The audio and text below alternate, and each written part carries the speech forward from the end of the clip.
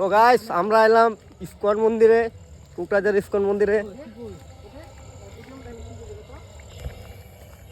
দেখো রাস্তা পুরা কেদা কেদা হয়ে গেছে রাস্তাটা বৃষ্টির জন্য।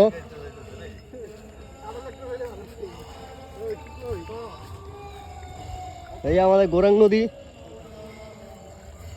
না অল্প দেখ এদিকে আসতে কষ্ট হয় নাই তো,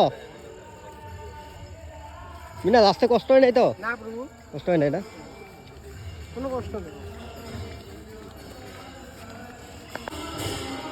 তো গাইস তো দেখো এই যে আমাদের কোকরাঝার ইস্কন মন্দির, ইস্কন মন্দিরের লগে এই যে দেখো আমাদের কি হয় গৌরাঙ্গ নদী না, এটা কত সুন্দর গৌরাঙ্গ নদীর সামনেই ইস্কন মন্দির।